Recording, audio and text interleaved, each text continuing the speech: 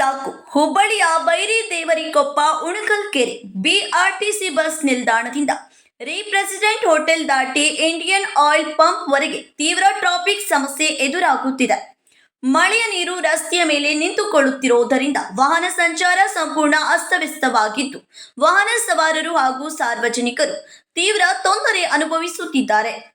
ವಿಶೇಷವಾಗಿ ರೀಪ್ರೆಸಿಡೆಂಟ್ ಹೋಟೆಲ್ನಿಂದ Indian oil pump ತನಕ ಮಳೆಯ ನೀರು ನಿಂತುಕೊಳ್ಳುತ್ತಿರುವುದರಿಂದ ವಾಹನಗಳು ನಿಧಾನಗತಿಯಲ್ಲಿ ಸಂಚರಿಸಬೇಕಾದ ಪರಿಸ್ಥಿತಿ ನಿರ್ಮಾಣವಾಗಿದ್ದು, ಗಂಟೆಗಳ ಕಾಲ ಟ್ರಾಫಿಕ್ ಜಾಮ್ ಉಂಟಾಗುತ್ತಿದೆ. ಈ ಸಮಸ್ಯೆ ಹೊಸದಲ್ಲ, ಹಲವು ವರ್ಷಗಳಿಂದ ಮುಂದುವರೆದಿದ್ದು, ಸಂಬಂಧಪಟ್ಟ ಅಧಿಕಾರಿಗಳು ಸಮಸ್ಯೆ ಬಗೆಹರಿಸುವಂತಹ ಸೂಕ್ತ ಕ್ರಮ ಕೈಗೊಂಡಿಲ್ಲ ಎಂಬ ಆರೋಪ ಸಾರ್ವಜನಿಕ ವಲಯದಲ್ಲಿ ಕೇಳಿ ಬರುತ್ತಿದೆ.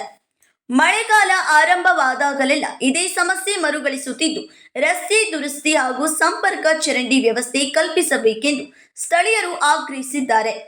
ಇವಾಗಲಾದರೂ ಧಾರವಾಡ ಜಿಲ್ಲಾಧಿಕಾರಿಗಳು, ಹುಬ್ಬಳ್ಳಿ ಧಾರವಾಡ ಮಹಾನಗರ ಪಾಲಿಕೆ ಆಯುಕ್ತರು, ಪಿಡಬ್ಲ್ಯೂಡಿ ಅಧಿಕಾರಿಗಳು ಸೇರಿದಂತೆ ಸಂಬಂಧಪಟ್ಟ ಇಲಾಖೆ ಅಧಿಕಾರಿಗಳು ಈ ಸಮಸ್ಯೆಯತ್ತ ಗಮನ ಹರಿಸಿ ಶಾಶ್ವತ ಪರಿಹಾರ ಕಲ್ಪಿಸುತ್ತಾರಾ ಎಂಬುದನ್ನು ಕಾದು ನೋಡಬೇಕಾಗಿದೆ.